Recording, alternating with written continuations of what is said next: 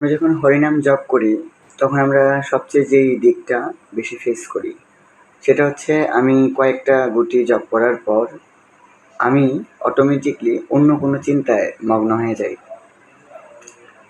এটা একটা সমস্যা।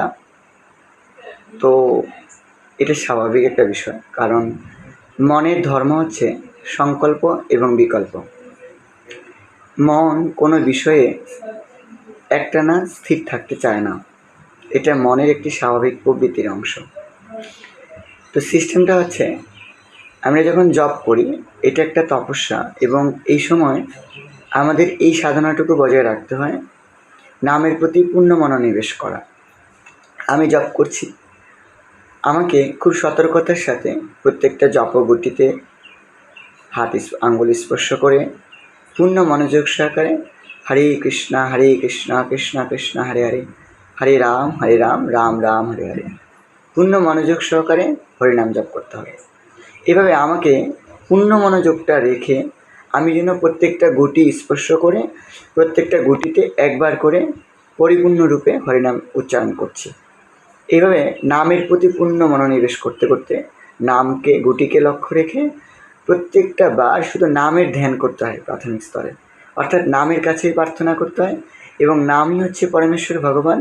সেই চিন্তায় সেই নাম রূপ প্রভুর কাছে বিনীতভাবে প্রার্থনা করতে হয়।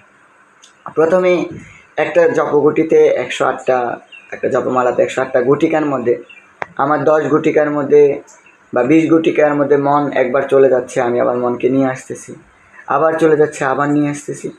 প্রক্রিয়াটা হচ্ছে ধৈর্য হারা হওয়া যাবে না, মন চলে যাবে। ভগবান বলেছেন যে যজ্জত নিশ্চলতি মন চঞ্চলম অস্থিরম। আমাদের অস্থির এবং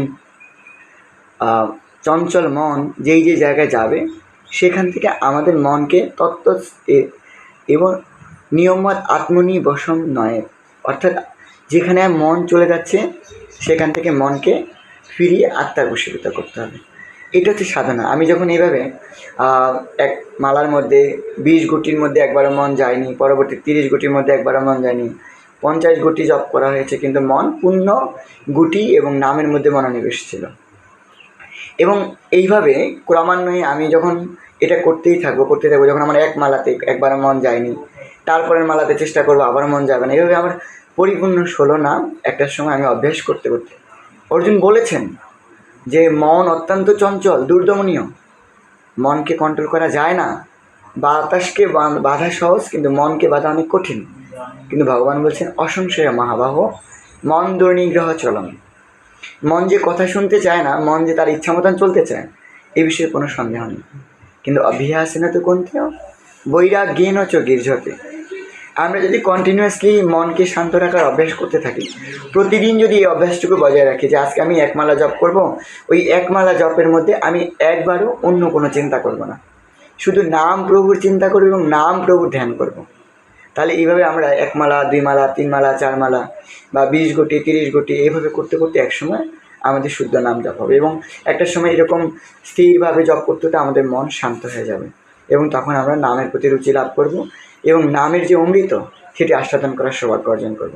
সেজন্য মন চলে যাবে, মনকে আনতে হবে, এবং এটা হচ্ছে সাধনা।